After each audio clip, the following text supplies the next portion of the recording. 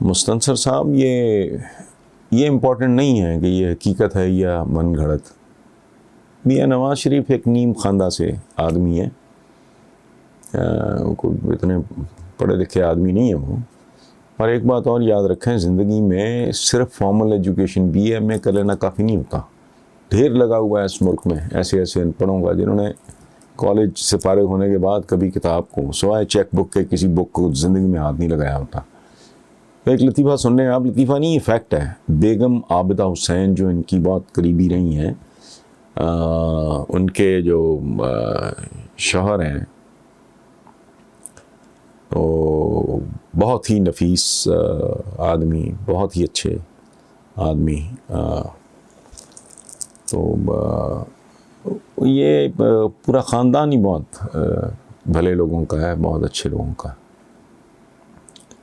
तो मैं एक इंग्लिश मैगज़ीन में लिखता था मंथली, जो मेरे बहुत से लोग ख़ास तौर पे इंडियन फ्रेंड्स कहते थे कि जी उर्दू पढ़नी मुश्किल है और ये है और वो है, तो कॉलम।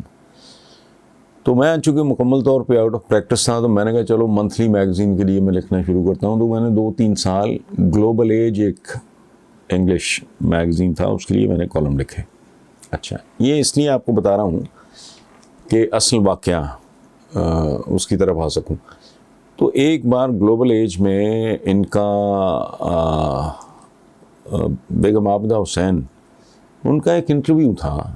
तो मैं चूँकि उनसे मेरी शनासाई है,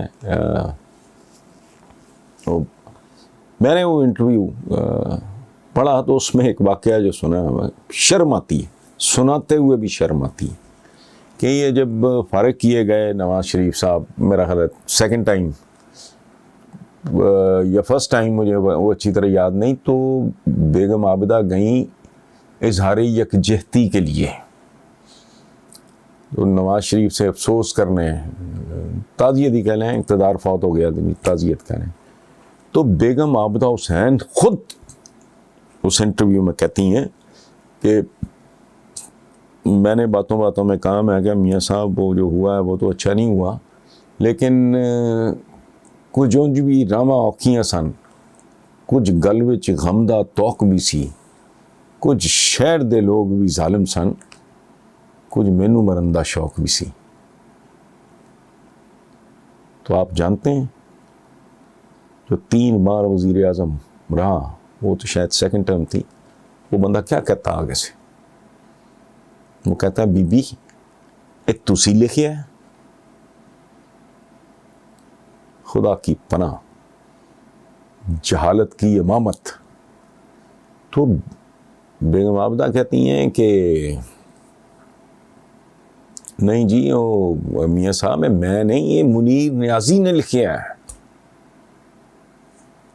तो आगे से नवाज शरीफ साहब क्या कहते हैं, ये कौन है? आप अंदाज़ा लगाओ मेरे जैसे बंदे के दिल पे क्या बीती हुई। बिल्कुल ऐसे है जैसे कोई बंदा अगर गालिब तो कोई पूछे कि जी ये गालिब कौन है। ये लेवल है। सो ये मन घड़त है, ये हकीकत है, ये इम्पोर्टेंट नहीं है। इनको यही नहीं पता कि जिंदा दलान और लाहौरियों कहना, लाहौरियों में कुर्बत है, उसमें भी अपनायत है। समझ गए आप?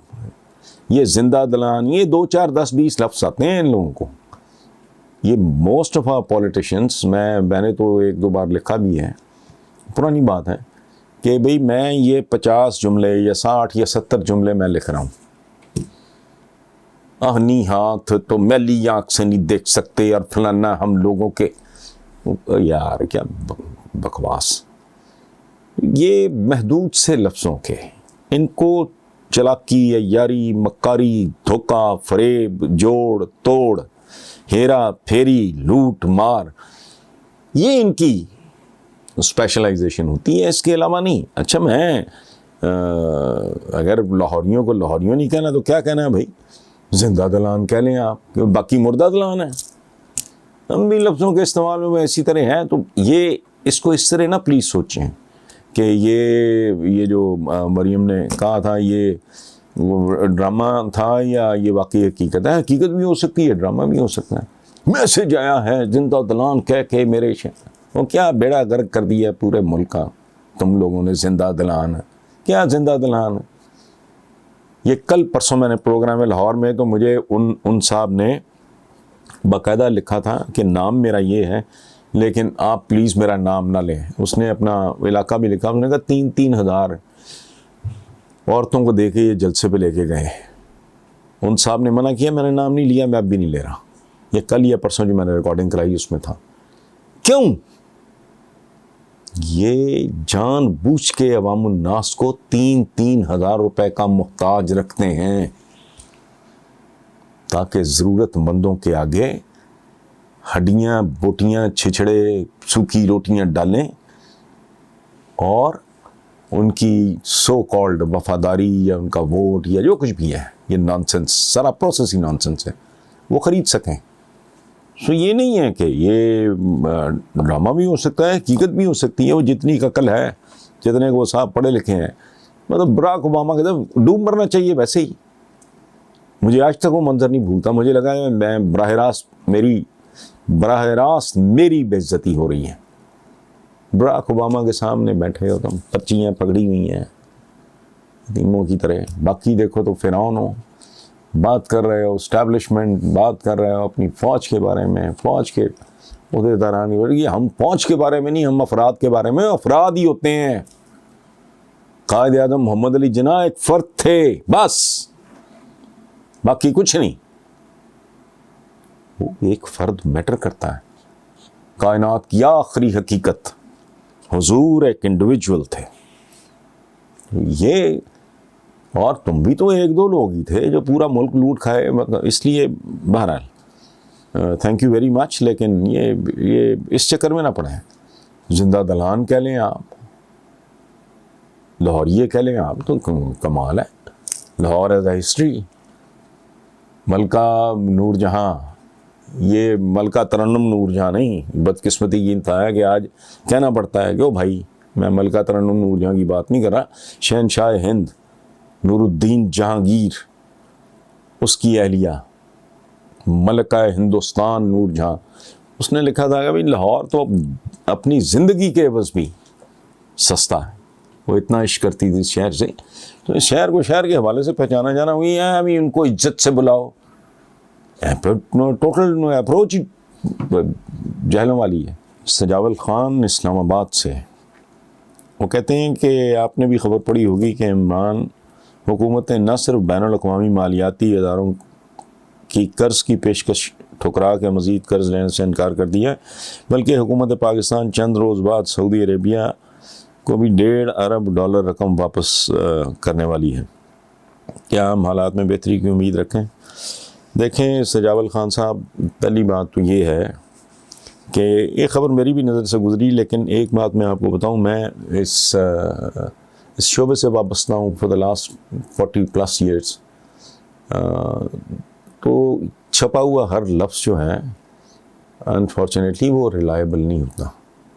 मुझे नहीं पता ये सही है या गलत है, लेकिन अगर ये सही है तो ज़ाहिर है ये बहुत ही एक पॉजिटिव, बहुत ही हौसला अफज़ा, बहुत ही ख़ूबसूरत बात है, डेवलपमेंट है।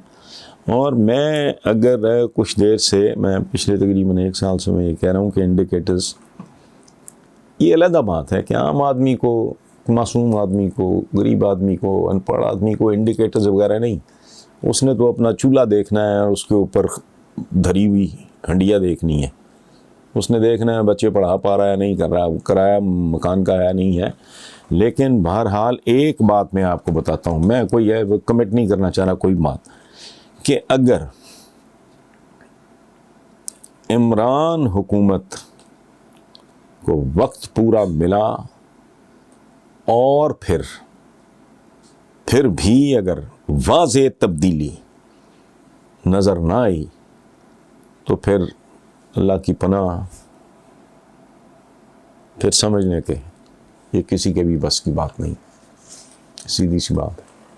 या फिर एक और सूरत है, उस पर बाद में बात करूँगा। अभी बात की तो फिर दुलतियाँ झाड़ेंगे, चीखें निकल जाएंगी, जमहूरियत ख़तरे में पड़ जाएगी। इस पर किसी वक्त बात करेंगे, लेकिन फ़िलहाल जो सिचुएशन है उसमें मेरा ज़ाती कंसिडर्ड ओपिनियन यही है। Thank you very much. Jagdeep Singh, Bombay, Mumbai, Bharat.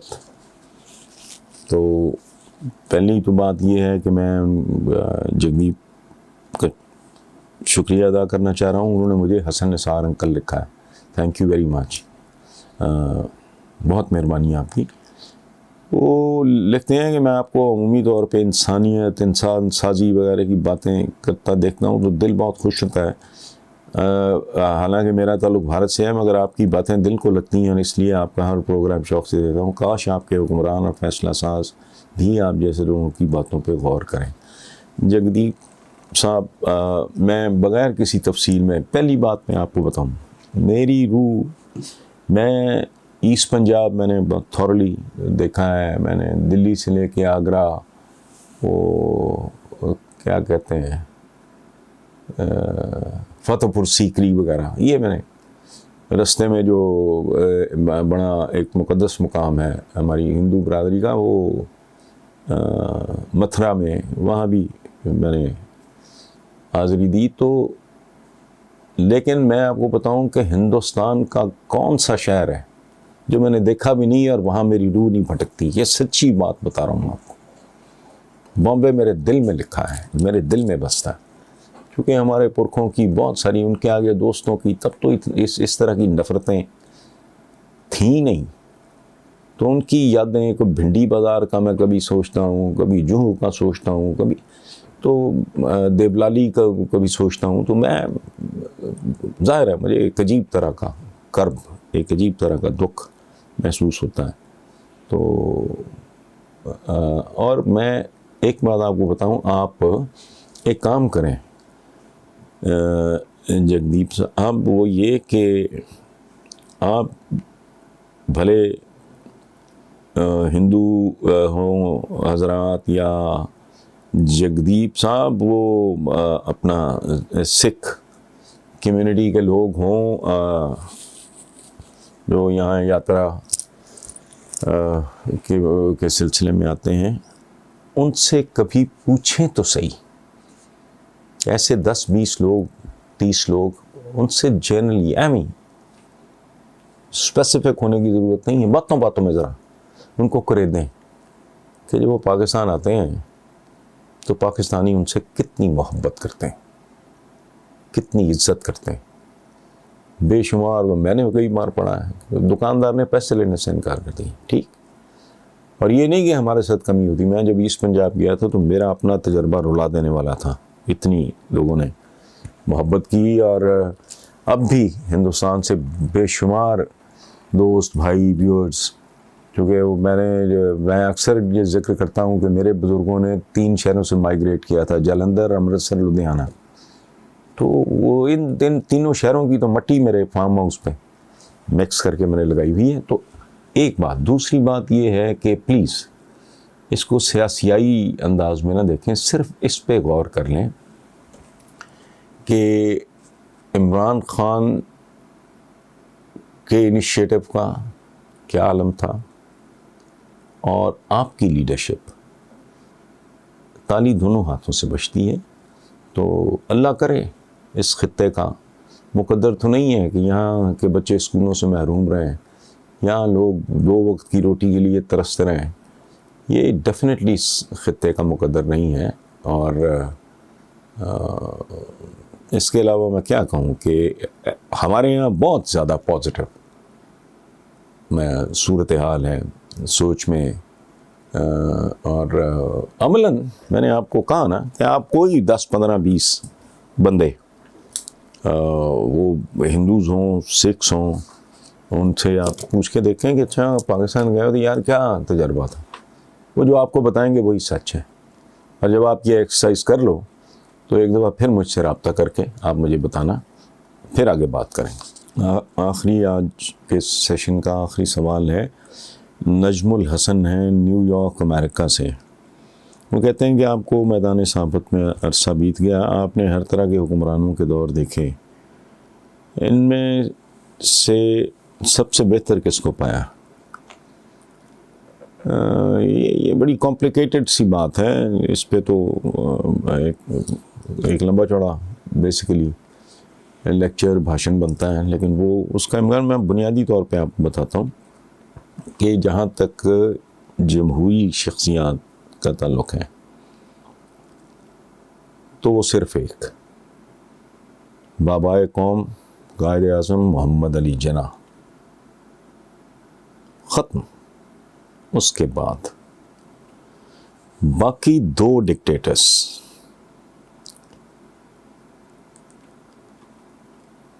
Field marshal Ayub Khan और दूसरे जनरल परवेज़ मुशर्रफ।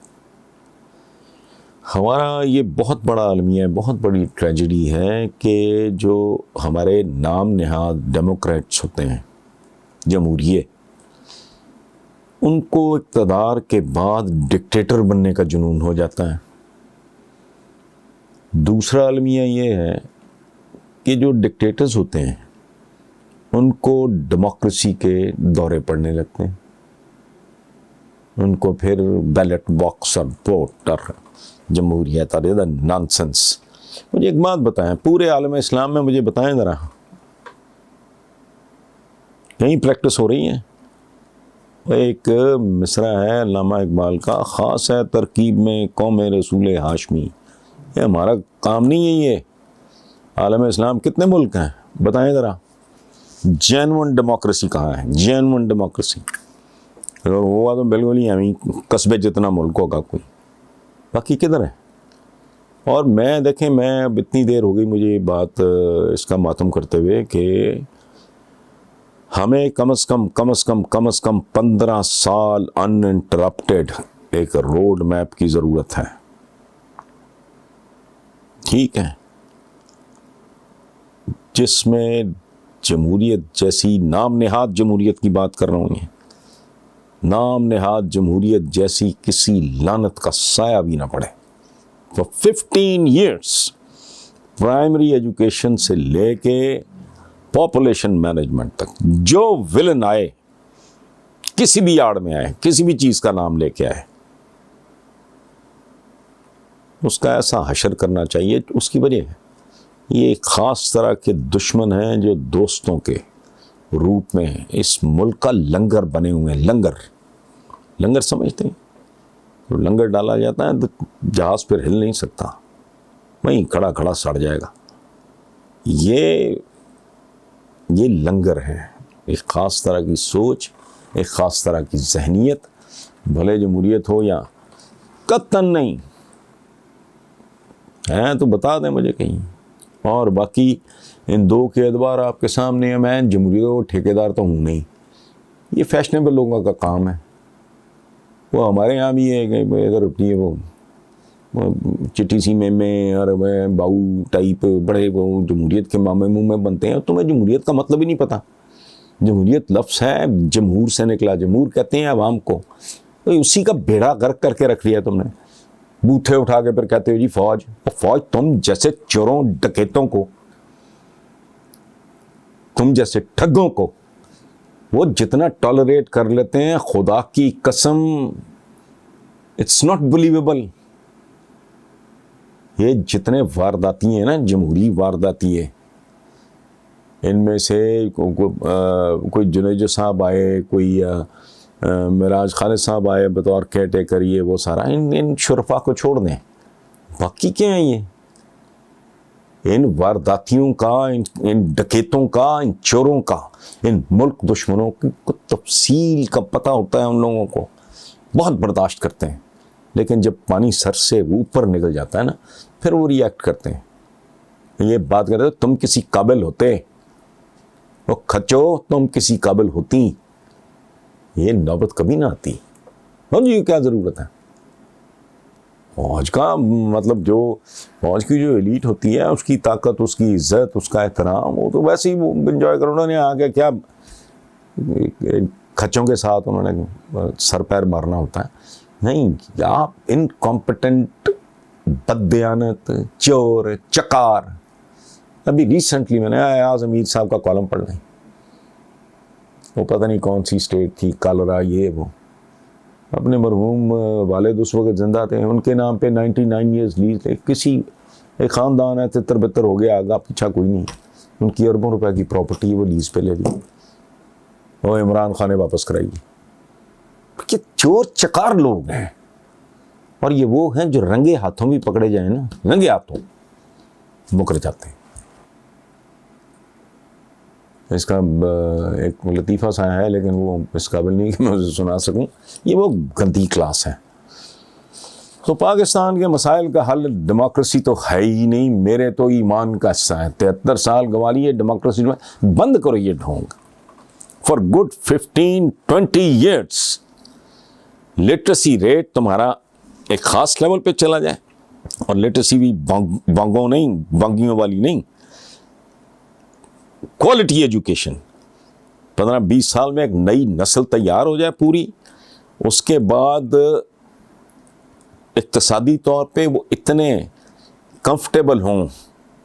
ये जो मैंने नहीं अभी कहा कि ये नून लीग ये 3-3 हज़ार रुपये औरतों को दे के तो उधर पहुँचो उधर जलसे पे, वो 3,000 में ना ज़मीर बेचें। तो भूख बहुत कुछ करा देती है। अफलास से तो हुजूर ने भी पनाह मांगी है, इसलिए ये होना नहीं। चलो मोटी बात है, 50 साल बाद, 10 साल बाद, हम तो पता नहीं, बंदे को तो अगले पल का नहीं पता होता, तो हम नहीं होंगे, लेकिन ये कहीं ना कहीं तो कोई कभी ये क्लिप चलेगा। मेरे बड़े बड़े पुराने 14-14 साल पुराने क्लिप्स मेरे अब भी चलते हैं, लोग मुझे दिखाते हैं। तो उस वक्त कोई सुन रहा होगा, बच्चा कहेगा कि यार ये ठीक ही बोल रहा था ये आदमी।